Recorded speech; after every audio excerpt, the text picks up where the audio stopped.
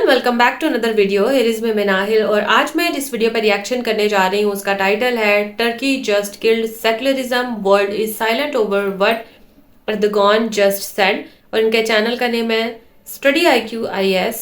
So video का link और title आपको एज यूजुअल मिल जाएगा डिस्क्रिप्शन बॉक्स में। जरूर से चेकआउट कीजिएगा इनके चैनल को और अगर आप मेरे चैनल पर नए हैं और अभी तक सब्सक्राइब नहीं किया so do subscribe, like this video and share. तो जल्दी से बढ़ते हैं वीडियो की जानिब और देख लेते हैं ये वीडियो। नमस्कार, वेलकम टू स्टडी IQ। मैं हूं प्रशांत धवन। नाउ टर्की देखिए आज के समय अपने देश में सेकुलरिज्म को मार रहा है। एक्चुअली मैं कहूंगा काफी हद तक मार ही दिया है। इधर आप देख पाओगे आर्टिकल, शॉकिंग न्यूज है अपने आप में। टर्की के प्रेसिडेंट एर्दोगान खुलेआम ये कहते हैं कि जिन मिलिट्री ग्रेजुएट्स ने टर्की में प्रो सेकुलर ओथ ली है, कसम खाई है कि ये एक सेकुलर टर्की को डिफेंड करेंगे, उन लोगों को दंडित किया जाएगा। मैं आपको बता दूं बहुत ही सीरियस टॉपिक है ये। और अजीब बात देखिए, ज़्यादातर दुनिया चुप है, इंक्लूडिंग इंडिया। ना US इस पर कुछ कह रहा है ना इंडिया। और आप देखोगे इस पर बहुत सारे आर्टिकल्स पब्लिश हुए हैं कि एर्दोगान ने ओपनली उन स्टूडेंट्स को, उन मिलिट्री ग्रेजुएट्स को दंडित करने की बात कही है जो सेकुलरिज्म के नारे लगा रहे हैं। नाउ सेकुलरिज्म के अगेंस्ट क्यों है एर्दोगान? दुनिया में कितने सेकुलर देश हैं ये मैं आपको बहुत ही ज़्यादा सरल भाषा में समझाता हूँ। नाउ यहाँ पे आप देख पाओगे एक बहुत ही important world map. I think मैं पहली बार आपको ये दिखा रहा हूँ। This is very interesting. जो भी लाल देश यहाँ पे आप देख रहे हो ना, ये वो देश है जो सेकुलर नहीं है। ये कंट्रीज़ कहती हैं कि इन कंट्रीज़ का एक स्टेट रिलीजन है। फॉर एग्जाम्पल इंग्लैंड का एक स्टेट रिलीजन है। जी हाँ, कई लोग शॉक हो जाते हैं सुनकर। इंग्लैंड एक सेकुलर कंट्री नहीं है। इंग्लैंड का स्टेट रिलीजन है क्रिश्चियनिटी। सिमिलरली यहाँ पे आप देख पाओगे साउथ ईस्ट एशिया में कई कंट्रीज़ में, फॉर एग्जांपल श्रीलंका में आप अगर देखोगे तो श्रीलंका भी एक सेकुलर कंट्री नहीं है। और फिर ऑफ कोर्स यहाँ पे पाकिस्तान, अफगानिस्तान, ईरान, यहाँ पे इस्लाम है स्टेट रिलीजन। ये देश भी सेकुलर नहीं है। मगर मेजॉरिटी कंट्रीज जो दुनिया की हैं वो अपने संविधान में लिखती हैं कि ये सब देश सेकुलर है इन नेचर। हालांकि मुझे ये बोलना पड़ेगा, जो ये शब्द है ना सेकुलरिज्म, इसका एक अलग मतलब निकलता है वेस्ट में, पश्चिम में, और इंडिया में थोड़ा सा अलग मतलब है। वेस्ट में अगर हम देखें कनाडा, US, यूरोप में, तो जब ये कहते हैं सेकुलर तो मतलब कि सरकार और रिलीजन बिल्कुल अलग अलग रहेंगे। रिलीजन की कोई भी इंटरफेरेंस नहीं होगी सरकार में। जबकि इंडिया में आप अगर देखो ना तो हमारे यहाँ ये कहना है कि सेकुलरिज्म का मतलब कि सब रिलीजन एक समान है, सब रिलीजन्स को सरकार इक्वल ट्रीटमेंट देगी। तो ये थोड़ा सा डिफरेंस है। बाकी ओवरऑल आप अगर बात करें सेकुलरिज्म के जो प्रिंसिपल्स हैं वो काफ़ी हद तक इंडिया और वेस्ट में सेम ही है। आप एक बात नोट करिएगा, टर्की, यहाँ पे आपको दिख जाएगा ये देश टर्की, जो आज के समय इजराइल को काफ़ी धमकियाँ दे रहा है, ओपनली कह रहा है कि एक इस्लामिक अलायंस बनानी होगी इजराइल के अगेंस्ट। ये देश संविधान के हिसाब से अभी के लिए तो सेकुलर है, मगर एर्दोगान धीरे धीरे जो टर्की का सेकुलर इतिहास है, जो भी इनका संविधान है सेकुलर, इसको डिस्ट्रॉय करने की कोशिश कर रहे हैं। और एर्दोगान ये सब कैसे कर रहे हैं ये मैं आपको समझाता हूँ। देखो, टर्की की जो मिलिट्री है जो अपने आप में काफ़ी स्ट्रांग है। आप अगर ग्लोबल फायर पावर इंडेक्स में देखोगे तो टर्की, इवन दो इनके पास न्यूक्लियर वेपन्स नहीं है, पाकिस्तान के ऊपर रखा जाता है टर्की को। इसका एक बड़ा रीज़न ये भी है क्योंकि टर्की एक नेटो देश है ना। टर्की में देखो 2022 से पहले ना लंबे समय तक एक ओथ चलती थी। जो भी इनकी मिलिट्री एकेडमी है, जैसे हमारे यहाँ है NDA, ठीक है, नेशनल डिफेंस एकेडमी, उसी तरीके से टर्की में जो इनकी मिलिट्री एकेडमी है वहाँ से जो भी ऑफिसर्स पास आउट होते थे जो कल को टर्किश मिलिट्री में मेजर, कर्नल, वेरियस पोजीशंस में काम करेंगे, वो लोग एक कसम खाते थे। उस कसम में ना एक लाइन ये होती थी कि हम सब सिपाही हैं मुस्तफ़ा केमाल के। देखिए, मुस्तफ़ा केमाल अतातुर्क, इन्होंने ही मॉडर्न डे टर्की बनाया है। जो टर्की देश आज के समय आप देख रहे हैं, जो ओटोमन एम्पायर के टूटने के बाद बना था, उसको मुस्तफ़ा केमाल अतातुर्क ने बनाया था।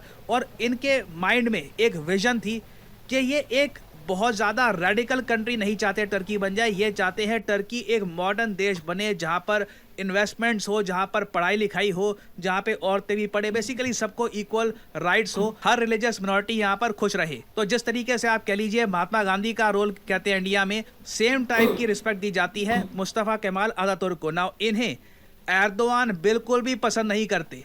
मुस्तफ़ा केमाल अतातुर्क की जो भी लेगेसी है इसे एर्दोगान डिस्ट्रॉय करना चाहते हैं। तो पहले तो एर्दोगान ने 2022 में ना ये लाइन ओथ से हटवा दी कि हम सब सोल्जर्स हैं मुस्तफ़ा केमाल अतातुर्क के। उसके अलावा देखिए इनकी ओथ में एक और लाइन हुआ करती थी, वो ये थी कि हम लोग डिफेंड करेंगे एक सेकुलर और डेमोक्रेटिक टर्की को।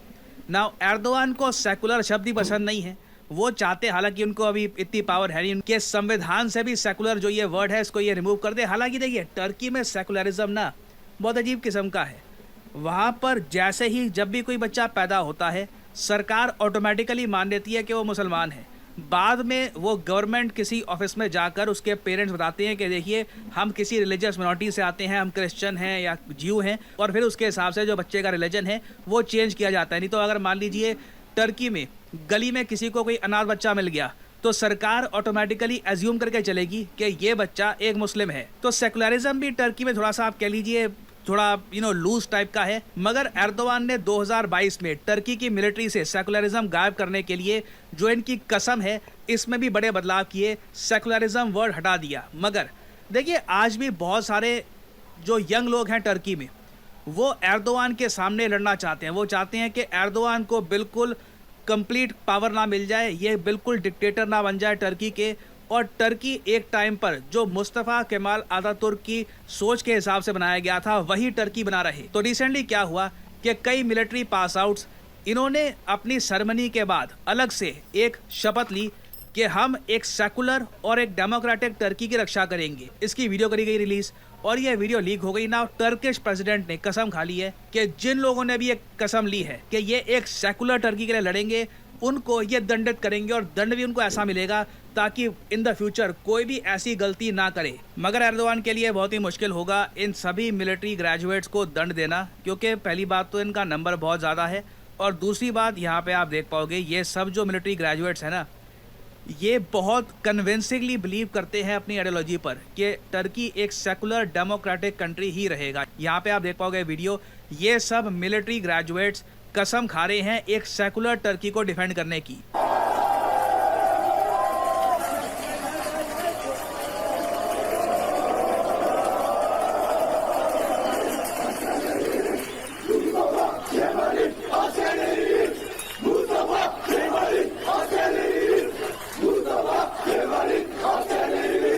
आप देखोगे बार बार ये मुस्तफ़ा केमाल अतातुर्क की बात कर रहे हैं, उनकी फ़ोटो भी आपको दिख जाएगी बैकग्राउंड में। तो ये पावरफुल सीन्स हैं और एर्दोआन जानते हैं कि ये अगर इन्होंने बर्दाश्त कर लिया तो फ्यूचर में जिस टाइप का एक डिक्टेटोरियल पावर वो चाहते हैं उनकी रहे टर्की में, और टर्की एक आप कह लीजिए काफ़ी रेडिकलाइज कंट्री बन जाए, वो नहीं हो पाएगी। And this is quite hopeful कि ऐसी इमेजेस सामने आ रही है, ऐसी वीडियो सामने आ रही हैं कि कई लोग हैं जो आज भी मुस्तफ़ा केमाल अतातुर्क के जो आइडियल्स थे, जो प्रिंसिपल्स थे, उन पर यकीन रखते हैं इन टर्की।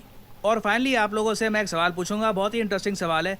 देखो मान के चलो कि आर्टिफिशियल इंटेलिजेंस के पास कंट्रोल आ गया हमारे न्यूक्लियर वेपन्स का, कितने डरा देने वाली बात है। ऑब्वियसली न्यूक्लियर वेपन्स का कंट्रोल हमेशा ह्यूमन हैंड्स में ही होना चाहिए ना। इसी बात को लेकर एक एग्रीमेंट आज के समय बनाया गया है, इंटरनेशनल एग्रीमेंट, जहाँ पे कंट्रीज साइन कर रही हैं और ये कह रही हैं कि कभी भी हम आर्टिफिशियल इंटेलिजेंस के हाथों अपने न्यूक्लियर वेपन्स को जाने नहीं देंगे, क्योंकि एआई कब क्या कर दे पता नहीं। नाउ इस एग्रीमेंट को साइन करने से एक कंट्री ने मना कर दिया, कहा कि नहीं, हो सकता है कि कल को हम अपना खुद का जो बनाया हुआ एआई है उसको न्यूक्लियर वेपन्स भी दे दे। तो बताइए किस कंट्री ने हाल ही में इस एग्रीमेंट पर साइन करने से मना कर दिया। बहुत ही ज़्यादा न्यूज़ में है ये टॉपिक। ये है आपकी ऑप्शंस, चाइना, रशिया, जापान या फिर इजराइल। कमेंट सेक्शन में करिए उत्तर, जो लोग सही आंसर देंगे उनकी कमेंट को मैं हार्ट दे दूंगा ताकि बाकी लोग समझ पाएं कि सही उत्तर क्या है। और फाइनली यहाँ पर मैं ये भी ऐड कर दूं कि आज आखिरी दिन है स्टडी IQ के लॉन्ग टर्म UPSC बैच में एनरोल करने का, क्योंकि आज के बाद से हम और बच्चों को एनरोल नहीं कर पाएंगे, क्योंकि कोर्स स्टार्ट हो चुका होगा। ऐसा तो है नहीं कि एक बार एक बैच स्टार्ट हो जाए तो आप आधे रास्ते में स्टूडेंट्स को कर रहे हो enrol, that is not possible. तो आपके पास एक गोल्डन अपॉर्चुनिटी है आज के लिए। कमेंट सेक्शन में जाइए इस वीडियो की, और यहाँ पे आपको पिंड कमेंट में ये दिख जाएगा UPSC long term P2I foundation batch 2026 के लिए हमने इसको डिज़ाइन किया है, क्योंकि इस कोर्स की जो वैलिडिटी है ये 36 महीने की है। तो आराम से आपके पास टाइम होगा, अगर आप एक कॉलेज स्टूडेंट हैं आपके पास समय है कि आराम से प्रिपेयर करके आपको एक प्रॉपर अटेम्प्ट देना है UPSC का, तो आप ये कोर्स कर सकते हैं परचेज। आज आखिरी दिन है ये कोर्स लेने का, और जो ये प्राइस यहाँ पर लिखा है, नेवर एवर पे दिस प्राइस, सिंपली यहाँ पर कोड आपको टाइप करना है PD10 और प्राइसेस अपने आप गिरना शुरू हो जाएंगे। You will be able to save a lot of money. Basically आप पर मंथ 1000 रुपये भी पे नहीं कर रहे होंगे, 1000 रुपये से भी कम में आप परचेज कर सकते हैं स्टडी IQ का long term UPSC live course. So इसी नोट के साथ यह है वीडियो का अंत। Thank you for listening and as I always say, may the gods watch over you. So video हम लोगों ने वॉच की कि टर्की किस तरीके से सेकुलरिज्म के खिलाफ एक टाइप का हो गया हुआ है और बल्कि बिल्कुल ही बैन ही कर दिया हुआ है, किल्ड ही कर दिया हुआ है उसको। तो मैं इसके ऊपर यही बोलूंगी कि हर कंट्री की मेरे ख्याल से इंटरनल मामलात आप कह लो ये होते हैं। अब पाकिस्तान को किस तरीके से चलाना है, वहां पर कौन सा निज़ाम जो है वो राइज करना है, इस्लामिक कंट्री बनाना है या जो भी कंट्री बनाना है, वो मेरे ख्याल से यहाँ के जो लॉज हैं उनके ऊपर निर्भर है, या जो प्राइम मिनिस्टर जो यहाँ के हुक्मरान हैं उनके ऊपर निर्भर है। तो इसी तरह से मेरे ख्याल से ये हर कंट्री का पर्सनल मामला होता है। अगर वर्ल्ड इस पर साइलेंट है या क्या, अभी देखो ना, अब जितने भी वर्ल्ड जो सेकुलरिज्म को वो कहते हैं, जहां पर है ये कानून है सेकुलरिज्म का, वो इसको प्रमोट करते हैं। कितनी सारी जो मैप उसमें दिखाया प्रशांत सर ने, कितनी सारी कंट्रीज थी, लेकिन हर जगह पर जैसे इंडिया से उन्होंने कहा कि डिफरेंट वहां की डेफिनेशन है। इंडिया में इसको कुछ किसी और तरीके से देखा जाता है। इंडिया में इसका मीनिंग ये होता है कि जो सरकार है ना वो हर रिलीजन को उसके राइट्स देगी, लेकिन बाकी कंट्रीज में ऐसा नहीं है। इसलिए ज्यादातर कंट्रीज में जो है ना वो ये चीज है। अब टर्की में भी इसी तरह से उनके मीनिंग डिफरेंट होंगे शायद, जैसे इंडिया में डिफरेंट ऐसे टर्की में भी डिफरेंट हो सकते हैं। तो इस वजह से शायद वो बिल्कुल ही खत्म करना चाह रहे हैं कि नहीं भाई हम भी इसको नहीं रख सकते। तो हर मुल्क में डिफरेंट उसको मीनिंग उसके डिफरेंट लिए जाते हैं। अब एक वर्ड है उसको पाकिस्तान में डिफरेंट तरीके से देखा जाता है, लेकिन मे बी उसको बाकी कंट्रीज में डिफरेंट ही एक बहुत ही अलग नजरिए से देखा जाता हो, और थर्ड कंट्री में किसी और ही अलग नजरिए से देखा जाता हो। तो ये डिफरेंट जैसे वो कहते हैं ना भाषाएं होती हैं, उनके डिफरेंट अंग होते हैं। मैं तो इसको इसी सेंस में लूंगी। बाकी वैसे मेरे ख्याल से मुझे तो सेकुलरिज्म में कोई वो नहीं है, होना चाहिए अगर तो इसका ये मतलब है कि हर रिलीजन को उसके इक्वल राइट्स मिले, तो ये बिल्कुल सही रूल है, ये हर जगह पर हर मुल्क में होना चाहिए। सो ये था मेरा रिएक्शन। होप आपको अच्छा लगा होगा। अगर अच्छा लगा तो वीडियो को जरूर से लाइक कीजिएगा, चैनल को कर दीजिएगा सब्सक्राइब। सो मेरे को नेक्स्ट रिएक्शन वीडियो के साथ, अब तक मुझे दें इजाजत। अल्लाह हाफिज।